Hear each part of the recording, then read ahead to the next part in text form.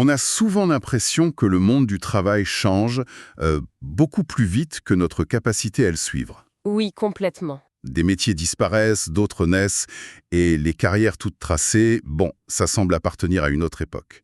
C'est un sentiment qui peut être assez angoissant, non? Oui, et c'est une inquiétude qu'on entend partout en ce moment.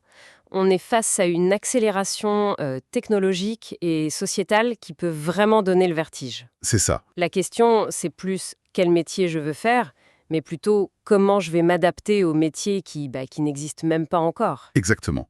Et c'est pour ça que le document qu'on analyse aujourd'hui est si pertinent. Il s'agit d'un guide, Les métiers de demain. Mhm. Ce n'est pas une boule de cristal, hein, mais plutôt une sorte de carte pour naviguer dans toutes ces transformations.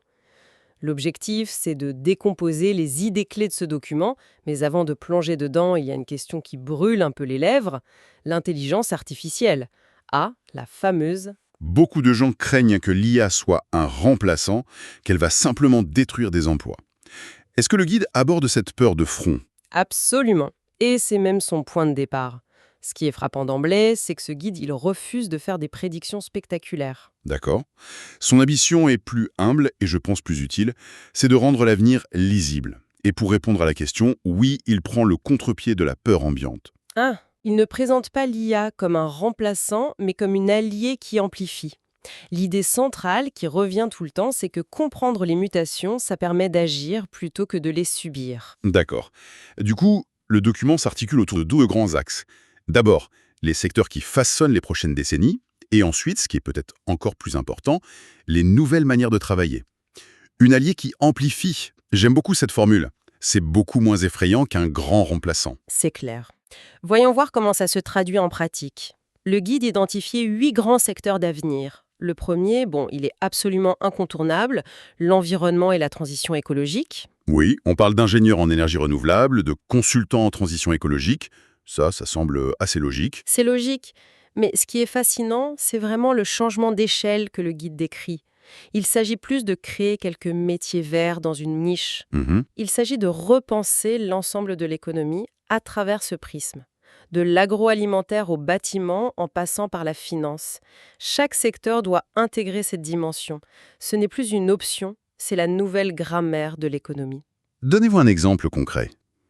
Quand on parle d'un consultant en transition écologique, on imagine quelqu'un qui conseille d'installer des panneaux solaires. Mais j'imagine que c'est plus profond que ça. Ah oui, beaucoup plus.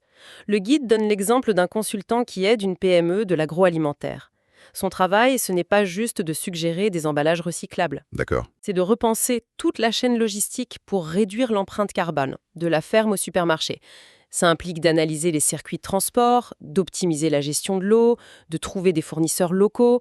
C'est une transformation systémique. D'accord, je vois mieux. Et c'est là que l'IA, l'allié qui amplifie, entre en jeu.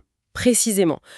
Pour ce consultant, analyser manuellement toutes ces données, la consommation d'énergie, les itinéraires de camions, les données climatiques, ce serait un travail de titan. Impossible, oui. Le guide souligne comment l'IA devient ici un outil essentiel.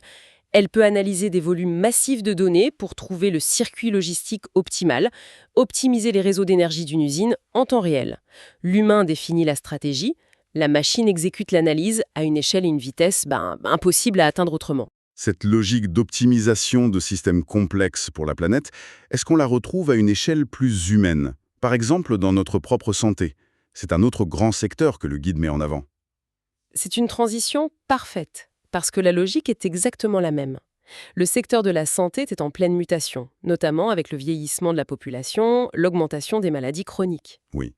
Du coup, le guide ne parle pas seulement des médecins, mais de nouveaux rôles comme coordinateur de parcours de soins ou spécialiste en santé numérique. Coordinateur de parcours de soins. Ça sonne un peu bureaucratique, non? On a l'impression d'ajouter un intermédiaire dans un système déjà bien complexe. C'est une réaction intéressante, mais le guide présente ce rôle sous un angle complètement inverse. Ah d'accord, il ne s'agit pas d'ajouter de la complexité pour les soignants, mais de la simplifier pour le patient. Imaginez une personne âgée avec plusieurs pathologies, un cardiologue, un diabétologue, un kiné. Mhm. Le coordinateur, c'est celui qui fait le lien entre tous ces spécialistes, qui s'assure que les traitements sont compatibles, qui planifie les rendez-vous. Il est l'architecte du parcours de soins du patient. Vu comme ça, c'est beaucoup plus clair. C'est un chef d'orchestre pour le bien-être du patient. Et l'IA l'aide à accorder les violons, j'imagine. Exactement. Elle l'aide à analyser les dossiers médicaux complexes pour repérer des risques, elle peut gérer des plannings optimisés et, via des applications connectées, elle permet un suivi personnalisé du patient à domicile.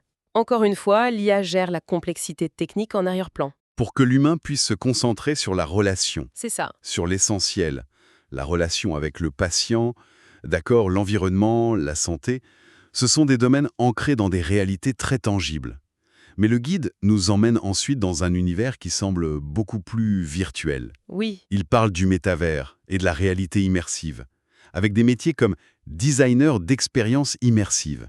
Pour beaucoup, ça reste de la science-fiction ou un gadget pour le jeu vidéo. C'est la perception courante, c'est vrai, et le guide s'efforce de la dépasser. Il nous invite à voir au-delà des avatars dans des salles de réunion virtuelles. Ok. Pensez à la formation temps réel. Un technicien peut apprendre à réparer une éolienne en mer dans une simulation ultra réaliste sans aucun risque. Ah oui, c'est vrai. Pensez à l'architecture. Des clients peuvent visiter un bâtiment avant même la première pierre. Pensez à la création artistique, au commerce. En fait, il s'agit de créer de nouveaux espaces d'interaction. Et le lien avec l'IA, j'imagine qu'elle n'est pas très loin. Elle est au cœur du réacteur. Créer ces mondes en 3D, c'est un travail colossal. L'IA peut accélérer drastiquement le processus, par exemple, avec ce qu'on appelle la génération procédurale d'environnement. C'est-à-dire ? C'est-à-dire que l'IA crée des paysages ou des villes de manière quasi autonome en suivant des règles définies par un humain. Elle peut aussi automatiser l'animation de personnages. D'accord. Elle ne remplace pas le créateur, elle lui donne une équipe de milliers d'assistants virtuels.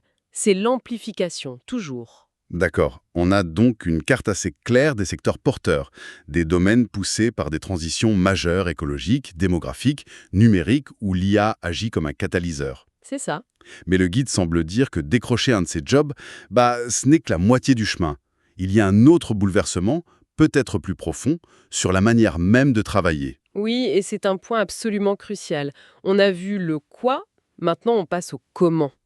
Le guide avance une idée très forte. Il parle de la fin du salariat unique. Ah, C'est la fin du modèle un diplôme, un métier, une carrière dans la même entreprise. ça c'est une idée qui peut faire un peu peur. L'autonomie c'est bien, mais ça sonne aussi très précaire. Comment est-ce qu'on construit une carrière solide sur une succession de missions, de projets ? Quelle est la fondation sur laquelle on peut bâtir ? Le guide répond à cette question très directement. La fondation, ce n'est plus un titre de poste ou un diplôme obtenu il y a 10 ans. La véritable fondation, ce sont les compétences transversales. Ah oui, Celles qui sont pas liées à un métier spécifique, mais à une manière de travailler et de s'adapter. les fameuses soft skills dont on entend beaucoup parler. Exactement. Mais le guide les rend très concrètes. Il en cite 5 principales. La communication, la créativité, l'organisation, la résolution de problèmes et, la plus importante de toutes, l'adaptabilité. L'adaptabilité, oui, c'est le socle qui permet de passer d'un projet à un autre, d'un secteur à un autre. La compétence technique, on peut l'apprendre, mais la capacité à collaborer, à trouver une solution à un problème imprévu, à apprendre vite, ça, c'est le capital durable. Donc l'idée, c'est que mon expertise technique en, disons, développement 3D pourrait devenir obsolète dans 5 ans. Potentiellement, oui. Mais ma capacité à apprendre rapidement le prochain outil et à travailler en équipe sur un projet complexe, elle ne perdra pas de sa valeur. C'est exactement ça. Et ce qui est contre-intuitif, c'est que le guide présente l'IA comme un levier pour renforcer ses compétences humaines. Comment ça ? Par exemple, des outils d'IA peuvent nous aider à mieux communiquer en suggérant des formulations plus claires dans un email. Ils peuvent stimuler notre créativité en nous proposant des idées auxquelles on n'aurait pas pensé. D'accord. Ils peuvent nous aider à nous organiser en gérant nos calendriers, nos listes de tâches. L'IA ne remplace pas la compétence, elle l'augmente. Pour rendre ça moins abstrait, est-ce que le guide donne des exemples de ces nouvelles formes d'organisation du travail ? Oui, il en explore plusieurs. D'un côté, il y a des modèles très collectifs, comme les coopératives, les SCOP ou les SCIC. Là, la gouvernance est partagée. Les salariés sont aussi les décideurs. C'est une réponse à la quête de sens, au désir de travailler sur un projet auquel on croit, avec une structure plus horizontale. Et à l'autre bout du spectre, j'imagine qu'on trouve l'économie des plateformes, l'ultra-indépendance. Oui, Le guide présente ce modèle comme flexible, mais n'élude-t-il pas la question de la précarité ? Une succession de missions, c'est aussi une absence de sécurité d'emploi ? le guide ne l'élude pas, mais il l'aborde sous l'angle de l'outillage. Il reconnaît que ce modèle à la mission demande une énorme discipline, un sens de l'organisation, C'est sûr. et c'est là qu'il repositionne l'IA comme une sorte d'assistante personnelle pour le travailleur indépendant. Ah, intéressant. Elle peut l'aider à optimiser son profil sur une plateforme pour attiner les bons clients, à analyser les tarifs du marché pour fixer ses prix, à automatiser la facturation et les tâches administratives qui sont si chronophages. Oui, tout ce qui ne crée pas de valeur directe. Exactement. L'idée, c'est de libérer l'humain de la charge mentale de la gestion pour qu'il puisse se concentrer sur son cœur de métier, là où il a une vraie valeur ajoutée. Donc, si j'essaie de rassembler un peu toutes les pièces du puzzle, le message, ce n'est pas simplement apprenez à coder ou devenez ingénieur en environnement, c'est plus subtil que ça. Oui, beaucoup plus. On pourrait penser que le plus important, c'est de viser les secteurs de la tech, comme l'IA, le métavers, la data, c'est bien ça, non? C'est une partie de la réponse, mais le guide est en effet plus subtil. Il ne dit pas que tout le monde doit devenir un expert en IA. D'accord. Il montre que l'IA, ce n'est pas tant un secteur en soi qu'un outil qui transforme tous les autres secteurs. Le vrai moteur, ce sont les grandes transitions écologiques, démographiques, que l'IA vient accélérer. On peut être un excellent artisan ou une soignante formidable et utiliser l'IA pour être encore meilleur dans son domaine, sans être une spécialiste de la tech. D'accord. Donc, le premier point, c'est de comprendre ces grandes transitions. Et le deuxième, c'est de comprendre que la structure même du travail change. Le vrai capital, ce n'est plus le statut, mais notre propre portefeuille de compétences, avec l'adaptabilité en tête de liste. La synthèse est parfaite. Et elle mène directement à la conclusion du guide. Son message final, ce n'est pas de donner une liste de métiers miracles. Non. C'est de dire qu'il n'existe plus de trajectoire unique, mais une infinité de chemins possibles. Sa vocation, c'est pas de donner des réponses, mais les bonnes questions, pour que chacun puisse comprendre, anticiper et agir.